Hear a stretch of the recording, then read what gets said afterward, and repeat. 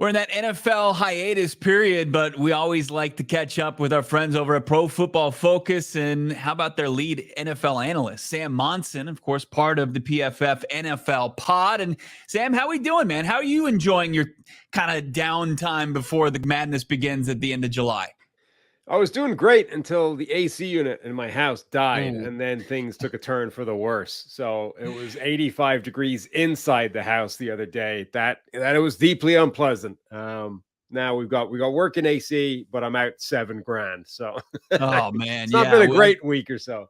Look, if 85 is, I mean, that here in Phoenix, we'd love to have 85 anywhere. We're facing like 110. But yeah, man, I'm glad you figured that out. I'm sad that you lost a good chunk of change there, but glad you got some cold air coming at you. You know, I was looking at your Twitter account and I saw your latest breakdown, top 10 defensive lines, and I'm not gonna say, that the Arizona Cardinals have any business being close to the top 10. But in your evaluation across the league of the top 32, I got to imagine the Cardinals may have made the biggest leap from 2023 to 2024. Yeah, I mean, so it's interesting when you start doing these all 32 team lists of various positions or position groups or whatever. We're not where we used to be, where you go back several years and you could find teams that had units that just were awful, Yeah. and it's like this is a practice squad group of players and they have no business being in the same league as some of these other teams. You get to the bottom of the league in some of these position groups, and you're like, this is not a terrible group of players. Like, it's not, it's down at the bottom of the league relative to some of the others, but it's not an embarrassment. It's actually a reasonable group. It's just that the standard has gotten higher across the board.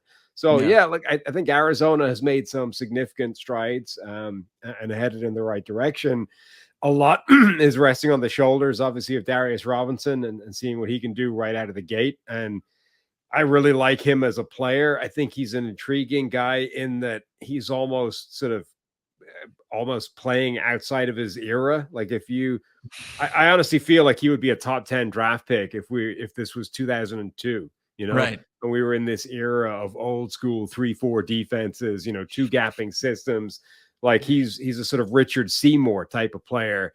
And those guys, like, that system just doesn't exist anymore. Right. Everybody's playing one gaps. Everybody is playing sub packages 65% of the time. So consequently, a guy like Robinson like slides to the bottom of the first round instead of goes somewhere around the top. But I think he is a really good player, even if it's just going to take a little bit to figure out exactly how to deploy him and how to get the best out of him.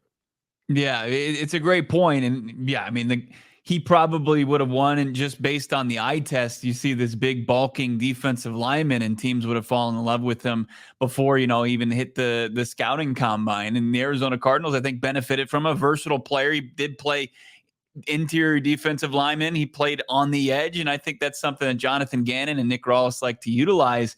Do you feel like with the additions of Justin Jones from Chicago, and sure on probably a bigger deal than anybody expected, Bilal Nichols coming over from Vegas, and then Dante Stills, the 6th rounder emerging. You talk about some bad defensive lines that we've seen, probably over the past decades. The Cardinals certainly had one of those last year with practice squad level players. Did they raise the floor enough though to compete, especially in this tough NFC West, where you're going to see some offensive lines that really can impose their will on you? They raised the floor, but those kind of additions feel like those guys are great to have as part of the rotation. But if they're the guys getting the bulk of the workload, if they're the guys earning the starting roles, that's where it still feels like a weakness, And I think Arizona did a really good job of like improving the overall depth of the unit, improving what the rotation is going to look like. But Darius Robinson is the first guy to come in and say, okay, he's going to make a serious difference to the starting caliber of this defensive line. Yeah. Talk about weaknesses. We're in list season, rankings season. You guys do a great job over at Pro Football Focus. You already had, as we just talked about, your defensive line series. Looking across, the 4-letter ESPN, they dropped theirs. And most recently did, all 32 teams' best strengths, weaknesses. You mentioned weakness. Like, do you feel like the defensive line still is where the Cardinals need to improve? I look at that pass rush. They kind of went with the status quo. some unknowns. Zaven Collins coming back, BJ Ujulari, kind of an unproven second rounder, but certainly a ton of talent there. Where do you view for the Cardinals roster as their biggest weakness? Well, I think it's still obviously on the defensive side of the ball. I think it is the front seven. It is probably the lack of pass rush. I think they've got some players there that they maybe anticipate taking a step forward, developing, getting better this year, but that's always a question mark, and that can go the other way instead of just the linear development and getting better every single year. And I think teams, it's difficult not to fall into this trap because you bring in young players, it's going to take a bit of time. And as long as you see some positivity and some signs of development, you can talk yourself into next year will be better. And the year after that will be better. And, it's always going to go upwards, but it doesn't necessarily work that way. So they have placed some faith, I think, in those players like Ojulari, like Zaven Collins, developing and getting better with more experience in those positions. But if that doesn't happen, the best pass rusher on the team might be Dennis Gardeck again. Yeah. And that was a sort of surprise feature of last year's team where Gardeck had primarily been, a special teams guy before and suddenly gets 6 sacks in the first bunch of the games of the season. And he's like the best pass rusher on the team and great breakout year for him. But if he's your best pass rusher, you probably have a pass rush problem. Yeah. I mean, I always thought it was kind of interesting to see Dennis Gardeck as your premier pass rusher by default, right? On a rebuilding team, and then be your special teams ace. I don't think that we've seen that in modern day football, where you've got such a guy at a premium position also playing an integral role on special teams. So with the biggest weakness identify, where do you view the Cardinals' biggest strength going in the training camp? I think Marvin Harrison Jr. might transform like the sort of the skill position collective into a strength immediately. Like bringing him in, number one, he's fantastic right out of the gate. So you're adding an incredible player. But I also think there's a sort of force multiplier ability by bringing in a guy at the top of the depth chart to let everybody else take a step down. And suddenly Michael Wilson, I think, is going to look fantastic as a number 2 guy in year 2. And Greg Dortch is a slot guy. And, now that each one of these guys is sort of one step further down the ladder in terms of the defensive focus, you got Trey McBride there, who had a breakout year last season, looked like a phenomenal tight end. And we've seen what he can do as part of a high volume workload in college, where he was basically the offense. And then the backfield as well. I think they've got some real talent there with James Conner and adding Trey Benson as well. All of a sudden, the collective skill position group that Kyler Murray has to work with, I think, is going to look fantastic this year. Yeah, I completely agree. It's almost an embarrassment of riches, a young group that's certainly on the rise. One of the X factors that a couple publications have identified is the offensive line, and that's sometimes the case with most offenses. Can they get the protection? And we look at Paris Johnson Jr. in his rookie season, he plays every snap. I think there's a lot of things to be encouraged analytically when you just look at the tape. Like Paris Johnson Jr. makes the move from right tackle to left tackle. He starts his path as their franchise, blindside protector. And then they bring over Jonah Williams. When you just look at the specifically the tackle position for the Cardinals, is that enough for you to say, hey, they're going to be able to do a good job to do some similar things in the run game like they did last year and keep their franchise quarterback unscathed as much as they need to? Yeah, it's another one, I think, where there's a fairly broad range of outcomes for that group. Yeah. Even just Jonah Williams, he's coming off a couple of years where he hasn't played at his best at all. But the start of his career, he was a solid left tackle. Wasn't anything beyond that. Never got to a high level or an elite left tackle, but he was solid. And there's real value to that in today's NFL. I think too often we sort of focus on offensive linemen, and if a guy is just okay, it's seen as a weakness. It's seen as a problem, as somebody we've got to replace right away. But if you have 5 guys that are all okay, you're fine. Your offensive line is more than good enough to do what you need it to. You would love to have the 5 best guys in the NFL and have a collection of all pros in the offensive line. Obviously, that makes everything better, but you've got to pay to do that. You've got to invest big money in free agents. You've got to invest at the top of the draft every single time to get those star players. really what you want is the moderate investment, the below average, honestly, investment in the offensive line that produces 5 okay average starters with no weakness. And, certainly Jonah Williams, I think, has the potential to be that guy at right tackle. Paris Johnson can obviously be a lot better than that on the other side. And then the interior, again, it's a similar story.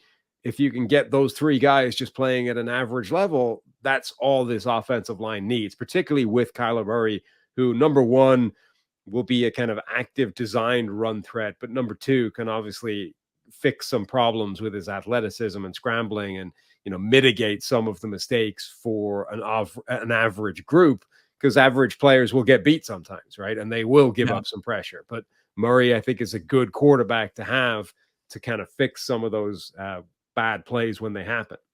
Yeah, you guys do such a fantastic job over at Pro Football Focus in taking, the film and scouting it and grading it. Are there any specific trends that you look for, Sam, to follow that point to, wherever it may be on the field, whatever position a player may be playing, that would point to them taking the next step, making a jump from one year to the next? It's tough because, human beings like to recognize patterns, right? And we like to kind of identify, okay, here's a trend. This is what we're seeing. And in particular in football, I think we all try and jump on that. And as soon as there's a pattern emerging, you're like, okay, this is what it's going to look like projected forward. But so many times the game is just more volatile than that. And it's why, the analytics in football is never going to work the same way it does in baseball, where it's so locked in and so repeatable and regimented that we can kind of trace these trends and developments easily.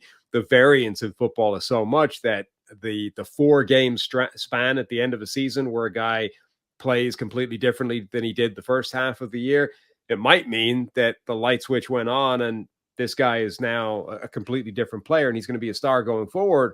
Or he might have just had 4 good games. And there's really no way of knowing which one it was until we see the larger sample size. And so many times we've seen that from various players at various positions, but quarterback, we've seen it all the time, where at the end of the year, you're going to get 3, 4, 5 games of good play out of a quarterback who's young. And you're like, okay, that's it. It's happened, right? He's developing now. Now's the time. He's turned the corner. And next year we're going to get that all season long. And sometimes it happens, but sometimes it doesn't. And, Sam Darnold, say, has done that 3 or 4 times in his career. And it always disappears. It always evaporates as soon as you've identified it.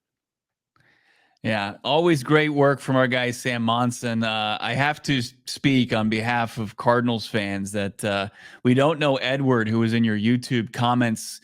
I think it was about a month ago. You would put this on display on your Twitter account, clamoring for more than just 2 minutes for the Cardinals. That's not us. We're not calling anybody on PFF's sets an effing junkie or anything like that. I just like to speak on behalf of, the Cardinals fan base. Yeah, well, look, sometimes, you got to do all 32 teams. Sometimes some of them are going to get fewer minutes than others. There's it's pretty, unless absent putting one of those kind of chess clocks on it and literally 5 minutes, done, cut it off.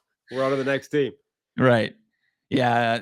You are not a minor league ass clown garbage reporter to us. We appreciate you guys way more than that. And Edward, man, maybe take a couple days, maybe a couple months off the internet and cool down. But look, we always appreciate it, Sam. You never know what people are dealing with. Maybe his AC went out as well. That's true, man. They can drive anybody crazy. But we always appreciate the work over at PFF. Make sure you're watching the PFF NFL podcast. You can find it on YouTube. Subscribe to it where you find podcasts. Of course, follow Sam on Twitter at PFF_Sam. He's PFF's lead NFL analyst. Thank you so much, my man. Always great to catch up.